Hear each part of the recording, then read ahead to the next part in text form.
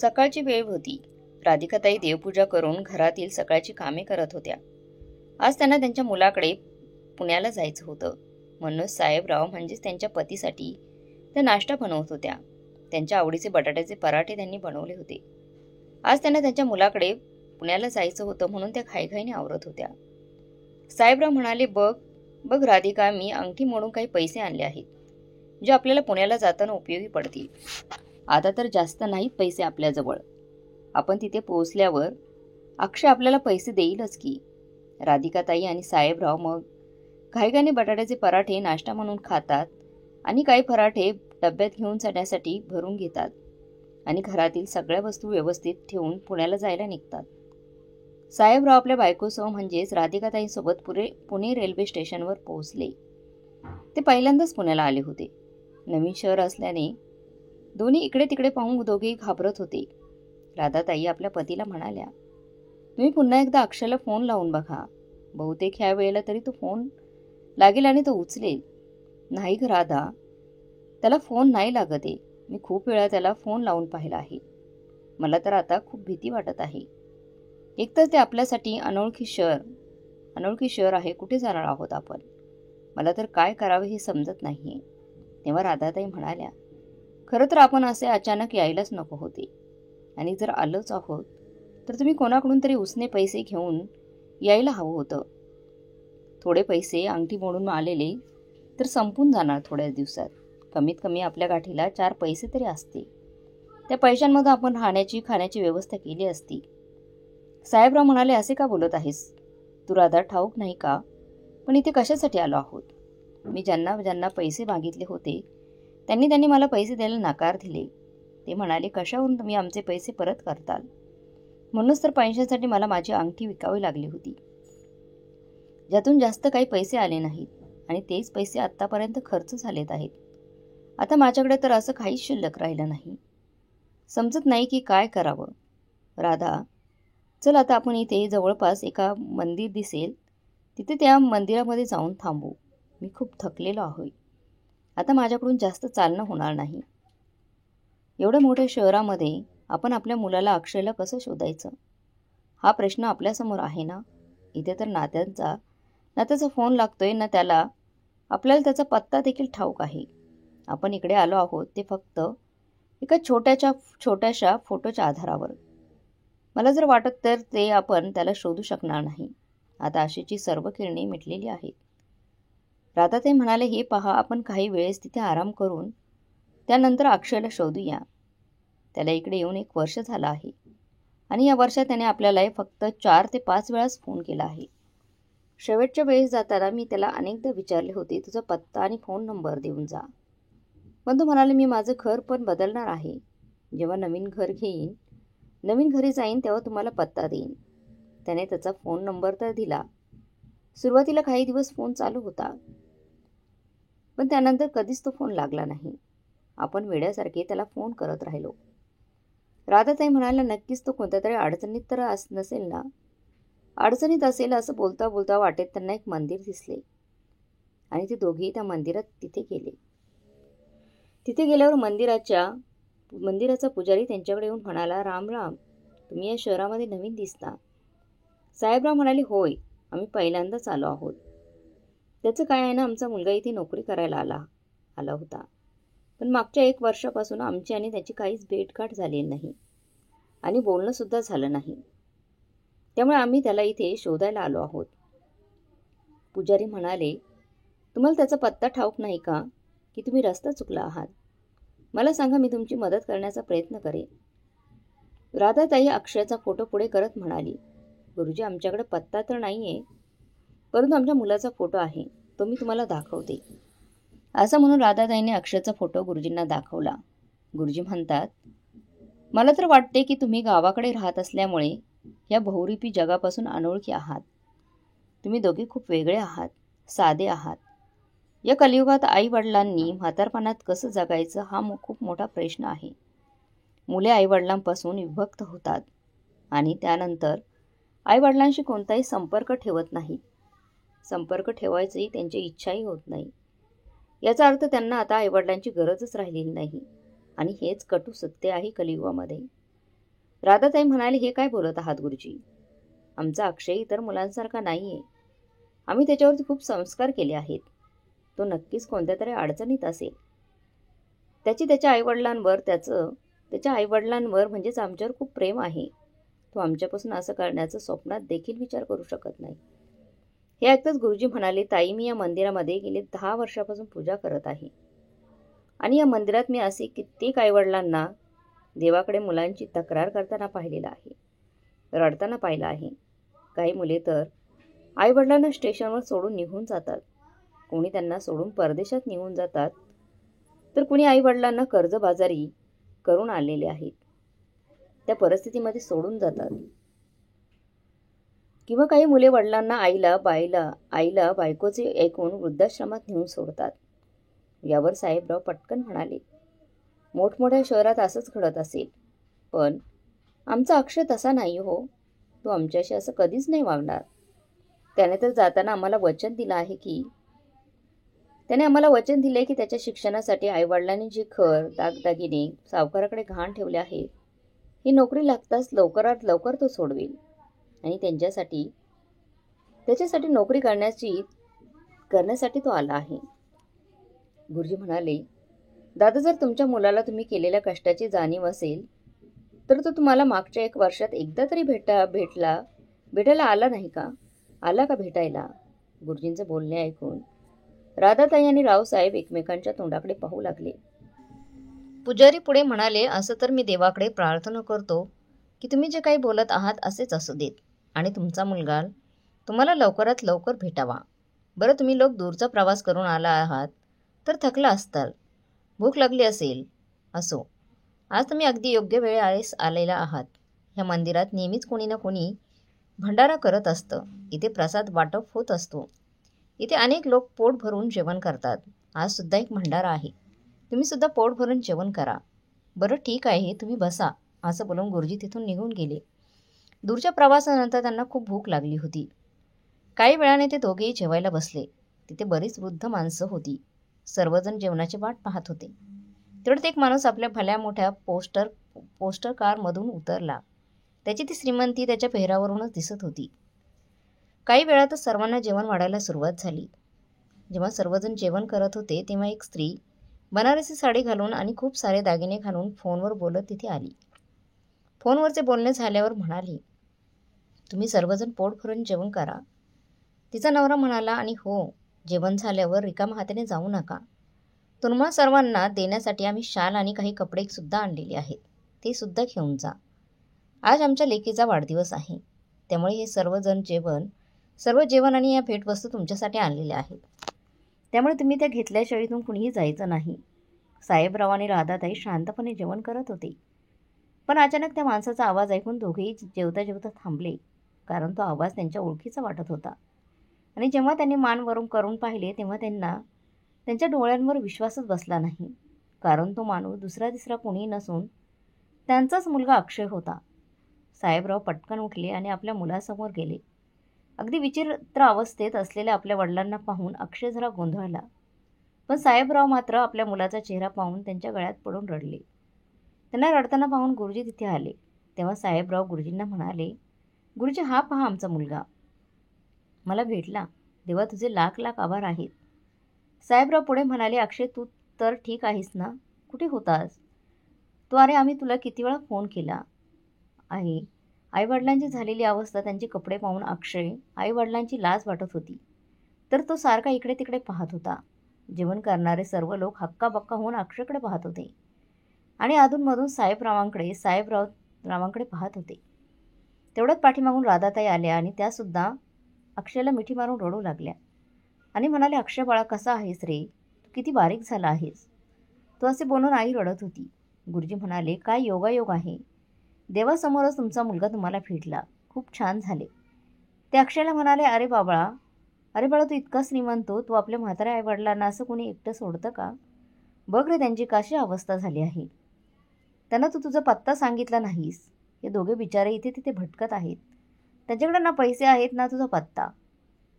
राधाताई म्हणाल्या, ठीक आहे गुरुजी, आम्हाला आमचा मुलगा मिळाला ना, मग आता आम्ही आणखी काही नको आम्हाला. अक्षयकडे पाहून म्हणाले, बाळा, तू खूप मोठा माणूस झाला आहेस. हे पाहून खूप आनंद झाला आणि तू जे काही करत आहेस ते खूप पुण्याचं काम करत आहेस. ते नक्कीच तुझं भलं करेल. बराच वेळ त्या दोघांना अक्षयबरोबर बोलताना पाहून अक्षयची बायको सायली तिथे आली आणि म्हणाली, काय झालं अक्षय? लवकर लवकर कपड्यांचं वाटप कर. आणि या लोकांशी काय बोलत उभा आहेस तू? अरे त्यांच्यासारखे एक नाही तर हजारो लोक रांगेत उभे आहेत. राधाताईंचे अक्षयकडे विचारले, अक्षय ही कोण मुलगी आहे जी तुला नावाने हाक मारत आहे? अक्षय म्हणाला, आई ही तुझी सून आहे आणि आम्हाला सांगितलं देखील नाहीस. अक्षय काय बोलणार त्याआधी सायली म्हणाली, अरे अक्षय ही बाई तुझी आई आहे. अक्षयने सायलीला इशारा केला आणि फक्त म्हणाला हो. सायली पुढे म्हणाली, आई आमचं लग्न ना खूप घाई गडबडीत झालं होतं, त्यामुळे कोणाला सांगण्यासाठी वेळच मिळाला नाही.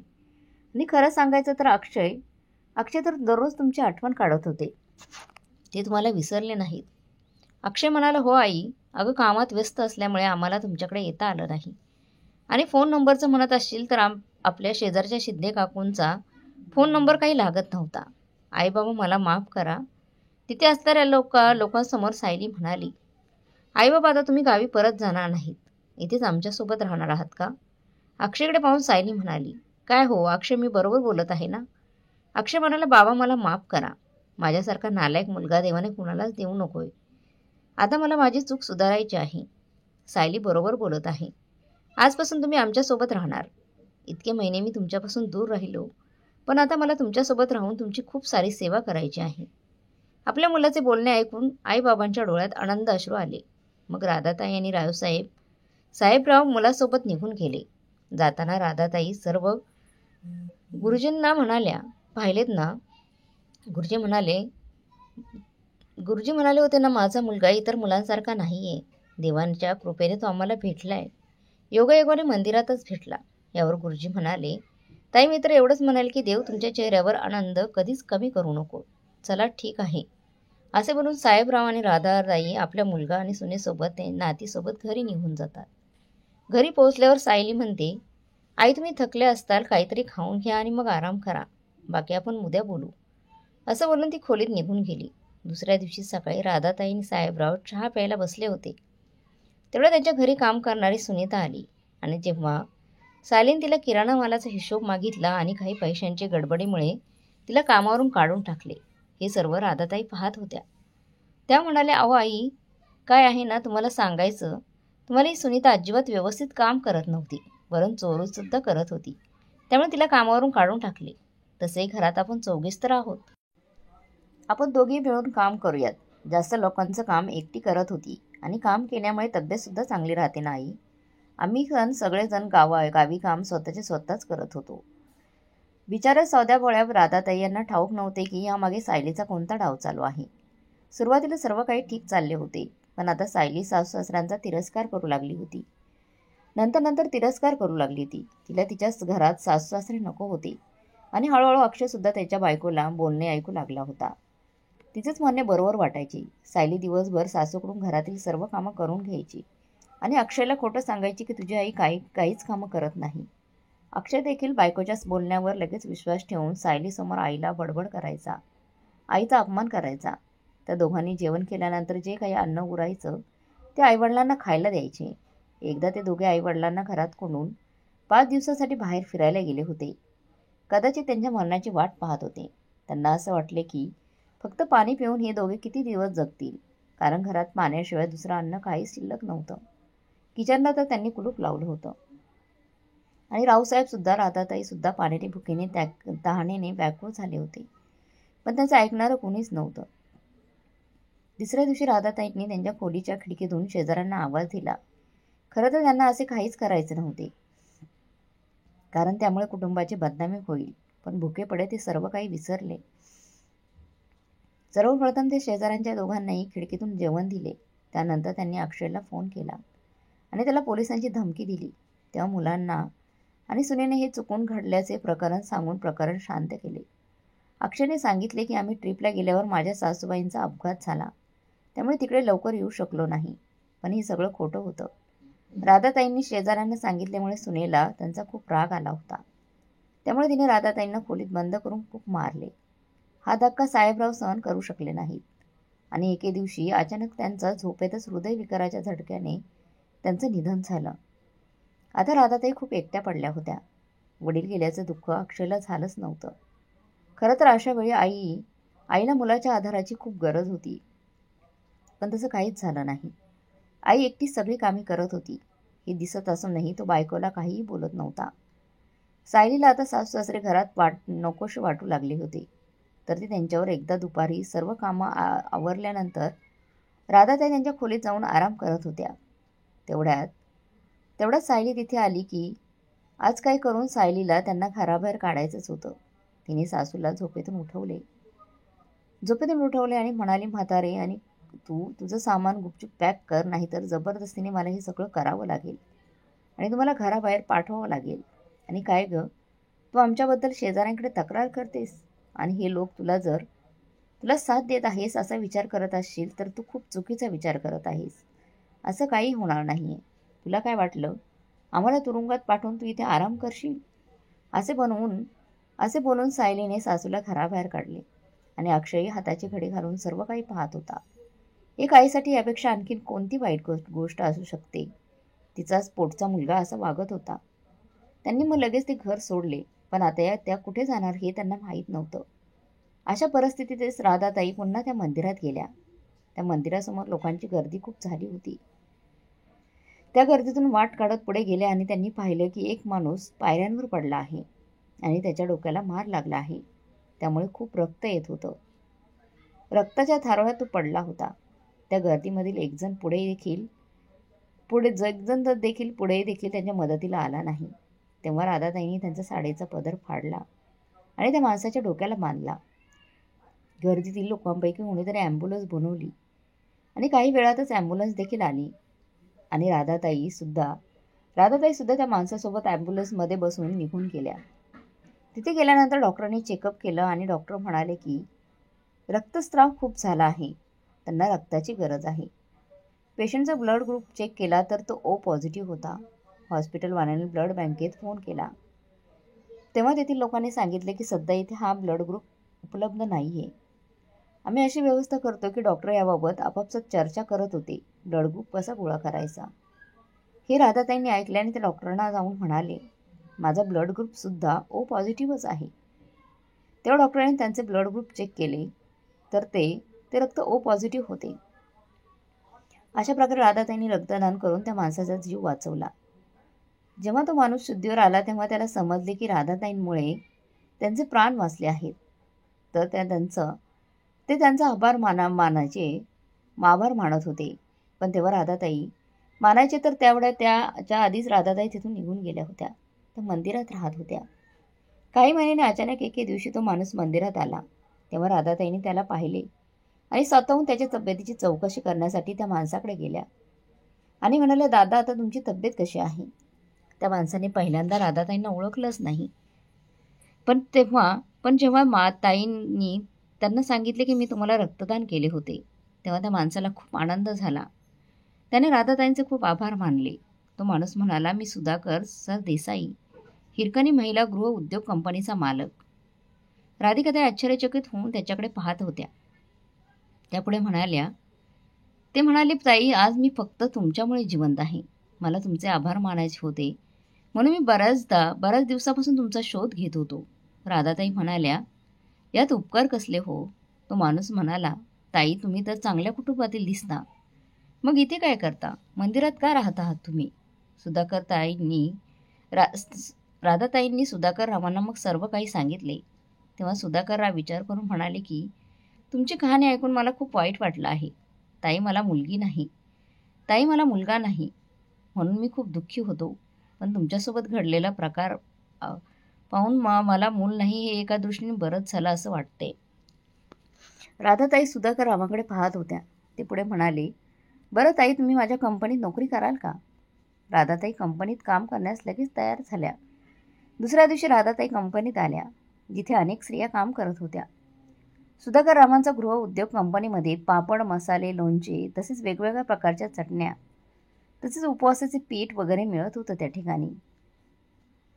राधाताईंनी तिथे आल्यावर कामाला सुरुवात केली. त्यांनी सॅम्पल म्हणून तिळाची, जवसाची, शेंगदाण्याची चटणी बनवली आणि ती सर्वांनाच खूप आवडली. त्यातल्या त्यात कढीपत्त्याची चटणी तर सुधाकर रावांना खूपच आवडली होती. वेगळ्या प्रकारे बनवल्यामुळे लोकांना या सगळ्या चटण्या आवडल्या. त्यामुळे मार्केटमधून 2 मोठे ऑर्डर आले आहेत. असेच हळूहळू राधाताईंना खूप ऑर्डर येत होत्या. त्यामुळे राधाताईंनी बनवलेल्या चटण्यांना खूप मागणी होती. त्यामुळे कंपनीला खूप प्रॉफिट होऊ लागला. सुधाकरराव म्हणाले, ताई तुमच्यात इतके छान कौशल्य आहेत, एवढा मोठा गुण आहे. त्या आधारे तुम्हाला ही कंपनी सांभाळावी लागेल आणि तुम्हाला स्वतःची एक नवीन ओळख निर्माण करून तुमच्या मुलाला आणि सुनेला दाखवून द्यावं लागेल की एक स्त्री जरी एकटी असली, निराधार असली तरी ती स्वतःच्या पायावर उभी राहू शकते. सुधाकररावांच्या बोलण्यामुळे राधाताईंमध्ये आता एक नवीन ऊर्जा निर्माण झाली होती. त्या आता मन लावून काम करू लागल्या होत्या. सुधाकररावांच्या कंपनीतील मसाले, लोणचे, पापड, चटण्या असे अनेक पदार्थ आता मोठमोठ्या मॉलमध्ये विकण्यासाठी ठेवण्यात आले होते आणि त्याला लोकांचा भरपूर प्रतिसादही मिळाला. राधाताईंनी इथे येऊन 2 वर्ष झाली. अचानक एके दिवशी सुधाकरराव यांची तब्येत बिघडली. त्यांचे आपले असे कोणीच नव्हतं. बायको जाऊन तर 5 वर्ष उलटून गेली होती. बायकोची इच्छा होती म्हणून त्यांनी ही कंपनी चालू केली होती. परंतु आता त्यांचं असं या जगामध्ये कोणीच उरलेलं नव्हतं. त्यामुळे त्यांनी त्यांच्या कंपनीचा सर्व कारभार राधाताईंवर सोपवला. त्यांचं काम आणि समर्पण पाहून त्यांना राधाताईंच्या कंपनीचे जवळजवळ 50% मालक बनवले. राधाताई हे सर्व स्वप्नात पाहत होते असं वाटत होतं. त्यानंतर त्यांनी त्या कंपनीसाठी खूप मेहनत केली आणि सगळीकडे हिरक आणि गृहउद्योग कंपनीचं नाव निर्माण झालं. त्यानंतर 6 महिन्यांनी सुधाकररावांचं दुखण्याने अकस्मात निधन झाले. मृत्यूपूर्वी त्यांनी आपली कंपनीसुद्धा पूर्णपणे आता राधाताईंच्या नावावर केली होती.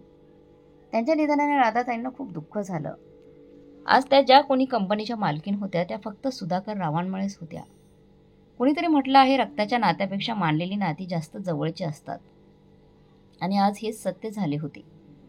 राधाताईंचा मोबाईल वाजला आणि त्या भूतकाळातून बाहेर आल्या. त्यांचा सेक्रेटरीचा फोन आला होता. मॅडम, तुम्ही सांगितल्याप्रमाणे आम्ही अक्षय देसाईला ऑफर लेटर दिलं आहे. उद्यापासून तो कंपनी जॉईन करत आहे. ठीक आहे असे म्हणून राधाताईने सेक्रेटरीला केबिनमध्ये बोलावून घेतले. सेक्रेटरी केबिनमध्ये आला तेव्हा राधाताईने सांगितले, अक्षय सर देसाई माझा मुलगा आहे. सेक्रेटरी आश्चर्यचकित होऊन राधाताईंकडे पाहत होते. ते म्हणाले, मॅडम तुम्ही आजपर्यंत आम्हाला तुमच्या मुलाबद्दल काहीच बोलले नाही. राधाताई म्हणाली, मी तुम्हाला सर्व काही नक्की सांगेन, पण त्याआधी तुम्ही याची सर्व माहिती काढा. ठीक आहे मॅडम असं बोलून सेक्रेटरी तिथून निघून गेली. दुसऱ्या दिवशी राधाताईंनी सेक्रेटरीला सांगितले की मॅडम तुम्ही सांगितल्याप्रमाणे आम्ही अक्षय सरदेशी यांची माहिती काढली. ते एका आधीच्या कंपनीत काम करत होते. ती कंपनी बंद पडली. बरेच दिवस ती नोकरीच्या शोधात आहेत. ते त्यांच्या फॅमिलीसह कोथरूडला पुण्यात राहत आहेत. सेक्रेटरी पुढे म्हणाल्या, मॅडम मला समजत नाही की तुम्ही एवढ्या मोठ्या कंपनीच्या मालकीनबाई आहेत आणि तुमचा मुलगा तुमच्याच कंपनीमध्ये नोकरीसाठी आला आहे. तेव्हा राधाताईने सेक्रेटरीला सर्व हकीकत सांगितली. सेक्रेटरी म्हणाली, मग मॅडम तुमच्या मुलाने तुम्हाला एवढा त्रास दिला असताना सुद्धा तुम्ही त्याला आपल्या कंपनीत नोकरी का दिली? त्यापुढे त्या म्हणाल्या की कारण मला माझ्या मुलाला आणि सुनेला चांगला धडा शिकवायचा आहे. आधी मी त्यांच्यावर अवलंबून होते, त्यामुळे मी त्यांचा त्रास सहन करत राहिले. पण आता मला त्यांना त्यांचीच खरी जागा दाखवून द्यायची आहे. मला माझ्या मुलाला लक्षात आणून द्यायचे आहे की एकेकाळी त्याच्या शिक्षणासाठी मी माझं करिअर सोडलं होतं. तेव्हा जर मला वाटले असते तर मी एखाद्या शेजारच्या बाजूवाल्या बाईकडे सोपवून त्याला सुद्धा माझ्या करिअरचा विचार करू शकले असते मी, त्याला पाळणा घरात ठेवून. पण मी नेहमीच माझ्या मुलाच्या संगोपनासाठी महत्त्वाचं स्थान दिलं. पण त्यांनी काय केलं? त्यानं मला दुधातल्या माशीसारखं फेकून दिलं. सांभाळणाऱ्या बायकांवरून राधा त्यांच्या डोक्यात एक कल्पना आली. त्या म्हणाल्या, सेक्रेटरीला म्हणाल्या, आकाश उद्यापासून ऑफिस तुम्ही सांभाळा असं त्या म्हणाल्या. पुढे मी काय सांगते ते तसं करा. दुसऱ्या दिवशी राधाताई पूर्वीसारख्या साधारण राहत्या त्या विषयी कंपनीत आल्या. त्यांनी सेक्रेटरीला आधीच सर्व काही सांगून ठेवलं होतं. सगळं काही प्लॅननुसार चाललं होतं. अक्षय येताना दिसला, त्यामुळे सेक्रेटरी राधाताईंना म्हणाले हे बघा बाई, आमच्या कंपनीत काही जागा निघतील तेव्हा आम्ही गेटवर तशी जाहिरात लावू, तेव्हा तुम्ही या. आता आईला समोर पाहून अक्षय आश्चर्यचकित झाला. राधाताई तिथून जातच होत्या की तेवढ्यात अक्षयने इकडे तिकडे पाहून आईला आवाज दिला आणि म्हणाला, आई कुठे होतीस इतके दिवस? आई म्हणाली, तू आणि तुझ्या बायकोने घराबाहेर काढलं, मग कुठे असणार? असे बोलून राधाताई पुढे जाऊ लागल्या. तेव्हा त्यांनी आईला थांबवलं, माफी मागितली आणि म्हणाला, आई घरीच तुला नातू झाला आहे असे सांगितले. राधाताई त्याच्या चेहऱ्याकडे पाहू लागल्या. त्याने कोणाला तरी फोन लावला आणि थोडासा बाजूला जाऊन तो फोनवर बोलत होता. हॅलो, आई भेटली आहे. मी ज्या कंपनीत काम करत होतो त्याच कंपनीमध्ये आई काम करत आहे. तो त्याच कंपनीमध्ये नोकरी शोधण्यासाठी आला होता. ती पण देखील मी ज्या ठिकाणी नोकरीसाठी आलो होतो त्याच ठिकाणी आई पण आली होती. हे ऐकताच सायली म्हणाली, हे तर खूप चांगलं झालं. मी बाळाला सांभाळण्यासाठी बाई शोधत होते. दुसऱ्या बाईला सांभाळायला घेऊन येण्यापेक्षा तुझी आई तर तिच्या नातवाला खूप छान प्रकारे चांगलं सांभाळेल. तुम्ही कसे करून तुमच्या आईला घरी घेऊन या. तुझी आई आपल्याला फुल टाईम बाळ सांभाळणारी बाई मिळून जाईल आणि पगारही द्यायला लागणार नाही. आपलं काम सगळं फुकटात होईल. आपले पैसे सुद्धा वाचतील आणि फक्त आपली कामही होऊन जातील. पण अक्षय, तुझी आई आपल्याकडे येईल का? यावर अक्षय म्हणाला, मी आईची माफी मागितली आहे. घरी आल्यावर तोही मी माझा आणि आपल्या बाळाचे नाव पुढे करून तिला मी घेऊन येतो. कसे करून तिला मी घरी घेऊन येतो. नक्कीच. अक्षय फोनवर बोलताना राधाताई त्याच्याकडे पाहत होत्या, पण तो खूप हळूहळू आवाजात बोलत होता. फोन ठेवल्यानंतर तो राधाताईंकडे आला. आई झाले गेले विसरून जा. चुकीचं झालं त्याच्याबद्दल मी माफी मागतो. आता तू एका नातवाची आजी झाली आहेस, मग तुला तुझ्या नातवाला पाहावंसं वाटत नाही का? राधाताईंना तर हेच हवे होते. त्या अक्षयच्या घरी जायला तयार झाल्या. संध्याकाळी ऑफिस सुटल्यानंतर अक्षय आईला घेऊन घरी गेला. घरी गेल्यानंतर सायलीने राधाताईंची माफी मागितली. राधाताई सायलीला काहीच बोलत नाही. त्यांनी बाळाला पाहताच उचलून घेतले. सायली म्हणाली, आई प्लीज, तुम्ही आधी स्वयंपाकाची तयारी करा. मला खूप भूक लागली आहे. त्यानंतर माझी आणि बाळाची मालिश करा. राधाताई किचनमध्ये जाऊन स्वयंपाकाची तयार करू लागल्या. संध्याकाळी अक्षय त्याच्या ऑफिसमधून घरी आला. त्यानंतर काही वेळाने त्यांच्या घरी काही लोक आणि ते अक्षयला म्हणाले, घरी आले आणि ते अक्षयला म्हणाले, आम्ही हिरकणी डेव्हलपर्स ऑफिसमधून आलो आहोत. तुमचे घर प्रोमाइज लोकेशनवर आहे. मेन लोकेशनवर आहे. तुमची इच्छा असेल तर आम्ही इथे एक मोठा अपार्टमेंट बांधू शकतो आणि याचा असा फायदा होईल की तुम्हाला 2 फ्लॅट आणि 20 लाख रुपये रोख रक्कम मिळेल. हे ऐकून सायलीला तर खूप आनंद झाला होता. 2 फ्लॅट आणि 20 लाख म्हटल्यावर तिचा आनंद गगनात मावनं असं नव्हता आलता. तिच्या कानावर विश्वास बसत नव्हता. अक्षयला वाटलं की कदाचित हे लोक आपली खरंच फसवणूक करायला आले आहेत. त्यामुळे तो त्यांना कोणालाही आम्हाला मूर्ख समजला आहात का असं म्हणतो. का अशी फसवणूक करायला तुम्हाला दुसरं कोणी भेटले नाही? यावर ते लोक म्हणाले, सर, आमची तुमच्यावर काही जबरदस्ती नाही. तुम्हाला जर विश्वास नसेल तर आम्ही वापर तुमच्या एरियातील दुसऱ्या कोणाला तरी विचारा. हे पहा, तुम्ही सहमत असाल तर या पेपर्सवर सह्या करा. आम्ही तुम्हाला ताबडतोब 5 लाख रुपयांचा चेक देऊ. ही रक्कम टोकन स्वरूपात राहील आणि उर्वरित रक्कम अपार्टमेंटचं काम झाल्यावर तुमच्या खात्यात जमा केलं जाईल. आता निर्णय तुमच्या हातात आहे. काय करायचं ते तुम्ही ठरवा. हे ऐकताच सायली अक्षयला बाजूला घेऊन म्हणाली, अहो, अशी चांगली सुवर्ण संधी पुन्हा पुन्हा येत नाही. विचार करा. नवीन फ्लॅट, 2 फ्लॅट, तेही 2 फ्लॅट. एक आपण फ्लॅट भाड्याने देऊ आणि सोबतच आपल्याला एक गाळा मिळणार आहे. तो गाळा आपण भाड्याने देऊ. मग तुम्हाला नोकरी करण्याची गरजच नाही. भाड्याचे पैसे भरपूर येतील. कारण त्यावेळेस लाखात आपण आपला बिझनेस पण सुरू करू शकतो. अक्षय म्हणाला, पण ते जर फ्रॉड निघाले तर आपण असे एखाद्यावर विश्वास ठेवू शकतो नाही. मग यावर सायली म्हणाली, पण त्यांचं म्हणणं आहे की आपण आत्ता हो म्हटलं तर लगेच आपल्याला 5 लाख रुपयाचा चेक मिळेल. लगेचच देतील ते. मग यात विश्वास न ठेवण्यासारखं काय आहे? त्यानंतर काही वेळ विचार करून त्या लोकांना म्हणाला तो, आम्हाला लगेच 5 लाख रुपयांचा चेक मिळेल का? हो सर, तुम्ही ते सही करा. सही केल्यानंतर लगेचच तुम्हाला 5 लाख रुपये दिले जातील. अक्षय पेपरवर सह्या केल्या. त्यानंतर त्यांनी अक्षयला 5 लाख रुपयांचा चेक दिला.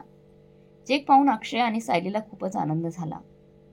त्यानंतर त्या लोकांनी अक्षयकडून आणखी काही पेपर्सवर सह्या करून घेतल्या आणि तिथे ते निघून गेले. खरं तर अक्षयने आनंदाच्या भरात ते पेपर्स न वाचताच 5 लाखाच्या नादामध्ये ते पेपर्स न वाचता त्याच्यावर सह्या केल्या होत्या. दुसऱ्या दिवशी अक्षय बँकेमध्ये चेक जमा करतो आणि काही वेळातच त्याच्या अकाउंटवर 5 लाख रुपये जमा होतात. आता मात्र अक्षय आणि सायलीचा आनंद गगनात मावेनासा होतो. काही दिवसांपूर्वीच लागलेली नोकरी तो सोडतो. नंतर एके दिवशी सायलीला राधाताई म्हणाली, आता त्या कंपनीत जागा निघाली असेल, तुम्ही तिकडे नोकरी करा आणि बाहेरच कुठेतरी तुमची राहण्याची व्यवस्था करा, कारण आता काही दिवसातच आम्हाला नवीन फ्लॅट भेटेल. त्या अपार्टमेंटमध्ये खूप सारे श्रीमंत लोक राहायला येतील. तिथे तुमच्यासारखी गावंढळ लोक शोभणारे लोक उगीच नसतील. आम्हाला लाज आणला असं तुम्ही राहू नका. तुम्ही आमच्याबरोबर राहू नाही शकत. तुमच्यामुळे आमची इज्जत कमी होईल. तेव्हा मला जबरदस्तीने तुम्हाला बाहेर काढावं लागेल. त्यापेक्षा आता तुम्ही तुमची व्यवस्था करा. राधाताई म्हणाल्या, अगं सुनबाई, पण मी कुठे जाऊ? आता मला या घरातून हाकलून देऊ नकोस. सायली म्हणाली, हे बघा आई, उगाच माझं डोकं फिरवू नका. जर तुम्ही लगेच हे घर सोडले नाही तर मी तुमचा जीव घेईन. असं बोलून तिने राधाबाईंवर बळजबरी करून त्यांना घराबाहेर ओढत नेऊ लागली. तेव्हा राधाताईंनी सायलीच्या जोरात कानाखाली मारली. चापटीच्या आवाजाने सायली आणि अक्षय हादरलेच. त्यांना समजत नव्हतं की आईमध्ये अचानक एवढी ताकद कुठून आली. सायली आश्चर्यचकित होऊन डोळे विस्फारून सासूकडे पाहत होती. अक्षय काय बोलणार? अक्षय थोडंसं काहीतरी बोलणार त्याआधीच राधाताई अश्रू पुसत घराबाहेर पडल्या. 2 दिवसांनी पुन्हा हिरकणी डेव्हलपरच्या ऑफिसमधून ते लोक अक्षयच्या घरी आले आणि अक्षय त्यांना म्हणाला, तुम्ही लोक काम कधीपासून सुरू करणार आहेत? ते लोक म्हणाले, हे काय आजपासून, आम्ही कामं सुरू करणार आहोत. त्यामुळे तुम्हाला लगेचच हे घर खाली करावं लागेल. मग अक्षय त्यांना म्हणाला, आम्ही दुसरीकडे घर भाड्याने पाहिले आहे. अपार्टमेंटचं काम पूर्ण होताच आम्ही पुन्हा आमच्या फ्लॅटमध्ये राहायला येऊ. त्यावर ते लोक अक्षयला म्हणाले, कोणता फ्लॅट? तुम्ही स्वप्न तर पाहत नाही ना? आता हे घर आमच्या मॅडमच्या नावावर झालं आहे. तुम्ही स्वतःच्या नावावरचं हे घर आहे ते अक्षयला, त्या मॅडमच्या नावावर रूम आहे ही. अक्षयला समजत नव्हते की ती लोक काय बोलत आहे. तो पूर्ण गोंधळलेला होता. तेवढ्याच त्याच्या घरासमोर एक कार थांबली. कारमधून राधाताई उतरल्या. त्या म्हणाल्या, बेटा, हे घर ना मी खरेदी केलं आहे. अक्षय आणि सायली मग राधाताईंकडे पाहतच राहिले आणि दोघेजणी अवाक झाले. राधाताई साधारण दिसत नव्हत्या. त्यांच्या अंगावर किमान 20,000 रुपयांची, जवळजवळ 20,000 रुपयांची खूप महागातली साडी, बनारसी सिल्क साडी होती आणि हातात जाड जाड सोन्याच्या बांगड्या, तर गळ्यात सोन्याची चेन होती. हे सगळं पाहून अक्षय आणि सायलीचे डोळे विस्फारले. त्यांना समजत नव्हते की हे सर्व काय चाललेलं आहे, कारण 2 दिवसांपूर्वी त्या तिथून मोलकरणीच्या वेशात बाहेर पडल्या होत्या. आईमध्येच अचानक असा बदल कसा झाला? 2 ते 4 दिवसात इतका बदल कसा झाला? हा विचार करत अक्षय होता. आणि आज तर तितक्यात लोक अक्षयला म्हणाले, सर, या आमच्या मॅडम हिरकणी डेव्हलपर्सच्या मालकीण आहेत. यांनी तुमचं घर खरेदी केलं आहे. तुम्ही त्यांचे आभार माना की त्यांनी तुमच्या मुलाचा विचार करून तुम्हाला 5 लाख रुपये तरी दिले आहेत. नाहीतर तुम्हाला रस्त्यावर भीक मागावी लागली असती. अक्षय आश्चर्यचकित होऊन म्हणाला, तुम्ही आणि माझ्या आईने मिळून आमची फसवणूक केली आहे. पण आई, तुझ्याकडे इतके पैसे कुठून आले गं? एवढी कंपनीची मालकीण तू झाली कशीस? मला माहीत आहे, आम्हाला धडा शिकवण्यासाठी तू कुठेतरी चोरी वगैरे नक्कीच केली असेल. आता मी तुमच्या सर्वांच्या विरोधात कोर्टात केस दाखल करणार. मी तुम्हाला सोडणार नाही.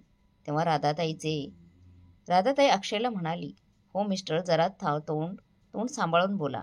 अक्षय आणि सायली अजून पहिल्या धक्क्यातून सावरले नव्हते. तोपर्यंत त्यांना आणखी एक मोठा धक्का बसला. एवढ्या रकमेसाठी त्यांनी चोरी करण्याची काहीच गरज नाही. ज्या कंपनीत तुम्ही काम करत शोधत आला होतात ना, तुम्ही ज्या कंपनीत काम शोधत आला होतात ना, ही मॅडमच्या कंपनीच्या सर्व आहेत. याच कंपनीच्या मालकीनबाई आहेत. मग अक्षय हसला आणि म्हणाला, कदाचित तुम्हाला माहीत नसेल, ही बाई जिला तुम्ही मॅडम म्हणत आहात ना, तीच तिथे काम शोधत होती अहो. आणि तेव्हा तुम्हीच तिला काम नाही असं बोलला होतात. तुम्हाला मूर्ख बनवत आहे ही. वेळेस भानावर या. राधाताई म्हणाल्या, मूर्ख कोणी कोणाला बनवलं आहे हे लवकरच कळेल. आधी तुम्ही दोघे हे घर खाली करा. सायली म्हणाली, काय ग, तुला खोलीत बंद करून कसं मारलं होतं हे विसरलीस का? मग अक्षय राधाताईंना म्हणाला, तू कोण आहेस आमचं घर आम्हाला खाली करायला सांगणारी? हे ऐकताच राधाताईंनी अक्षयच्या कानाखाली जोरदार मारली आणि त्या म्हणाल्या, तेव्हा ती स्त्री होती जिचा तुम्ही खूप छळ केला, पण आता ती असह्य नाही. आणि लक्षात ठेवा, जर तुम्ही दोघांनी एकही शब्द चुकीचा बोललात तर मी तुम्हा दोघांची जीभ काढून तुमच्या हातात देईन. राधाताईंनी त्या माणसांना सांगून त्या दोघांना मग घराच्या बाहेर काढलं. त्यानंतर त्यांच्या सेक्रेटरीला म्हणाली, त्यांचे सामान घराबाहेर काढून ताबडतोब घराला कुलूप लावा आणि चावी माझ्या ऑफिसमध्ये घेऊन या. आईचं अशा प्रकारचं रुद्रावतार संताप पाहून ते दोघेही राधाताईंच्या मग पायाशी लोटांगण घेऊ लागले. माफी मागू लागले, विनंती करू लागले, क्षमा मागू लागले. पण राधाताई आपल्या मुलाचे आणि सुनेचे ते मात्र त्यांनी दया दाखवली नाही आणि त्या आलिशान गाडीत बसून तिथून निघून गेल्या. आज अक्षय त्याची दुसरी नोकरी गमावून बसला होता. नोकरीच्या शोधात दिवस रात्र भटकत होता आणि सायली यांना अजूनही आश्चर्य वाटत होतं की आई एवढ्या मोठ्या कंपनीची हिरकणी डेव्हलपर्सची मालकीन कशी झाली तेच तिला कळत नव्हतं. राधाताईंची उत्तर होणारी प्रगती पाहून अक्षय आणि सायली चकित व्हायचे. त्या दोघांना आता खूप पश्चाताप होत होता. काही दिवसांनी अक्षयने पुन्हा आपल्या शिक्षणाच्या जोरावर त्याने पुन्हा एक जॉब मिळवला आणि तो बायको मुलांसह भाड्याने घर घेऊन राहू लागला. पण एकट्याच्या जीवावर घर चालत नव्हतं. त्यामुळे सायलीला जॉबसाठी घराबाहेर पडावं लागलं. हे दोघे जॉब करून आपला मोडकळीस आलेला तुटलेले संसार चालू करत होते. प्रत्येक क्षण त्यांना आईची आठवण करून देत होता.